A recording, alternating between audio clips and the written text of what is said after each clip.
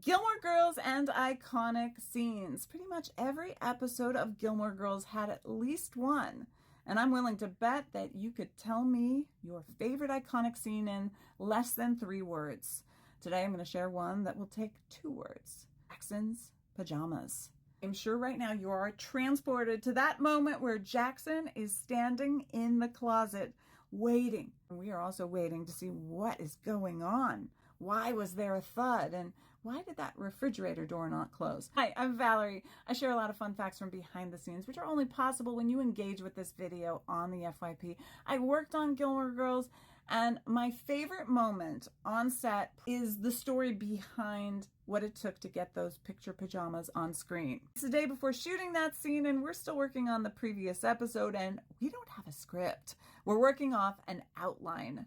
Outline is a basic synopsis of what is going on in that whole episode. Nowhere in that outline did it mention Jackson's picture pajamas. So Brenda Mabin, who is our costume supervisor at the time, she later will become our costume designer, gets a call from Patricia Fass-Palmer.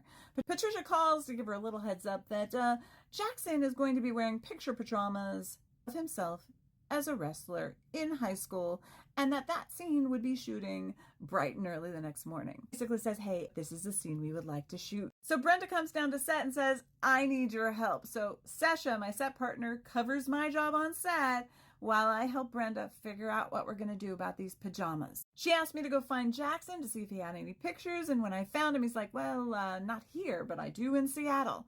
He called his dad, who then scanned all the photos of himself in high school and emailed them directly to me. While we were waiting for the photos to arrive, Brenda and I rush off to the mall to get pajamas for Suki, who also needs pajamas. Meanwhile, Sasha finds out that Cal, our dolly grip on the show, aka the California Kid, he was a roller derby star who also played the Kool-Aid Man on roller skates in a commercial. Cal's sister, who was a huge Gilmore Girl fan, had a son who was a wrestler in high school, and she was willing to drive down the photos to the Warner Brothers lot as long as she could get a tour of Stars Hollow.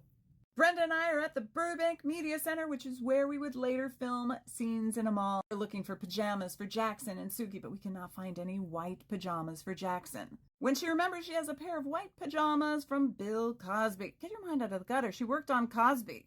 I call my husband and tell him to find all my high school yearbooks, that Edie, one of our van drivers, is on her way to pick them up. By the time we get back to the lot, we start downloading all of the pictures from our illegal internet hookup. I'm grabbing pictures from wherever I can, tweaking them just enough, changing the uniform color, and slapping Jackson's face on any single picture I can find. The yearbooks arrive along with Cal's Gilmore Girl-loving wrestling mom's sister's photographs of his nephew.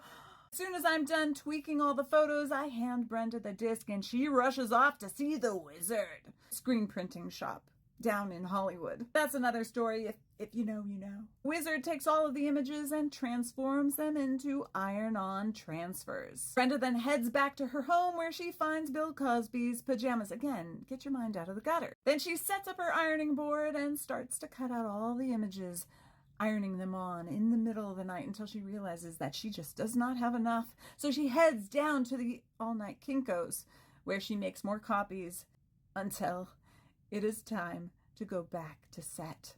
That next morning, I arrive to the costume trailer. Brenda is still ironing on all of the images. Eventually, I have to pry them out of her hands so that I can steam them out to give them to Jackson. Then we shoot the scene.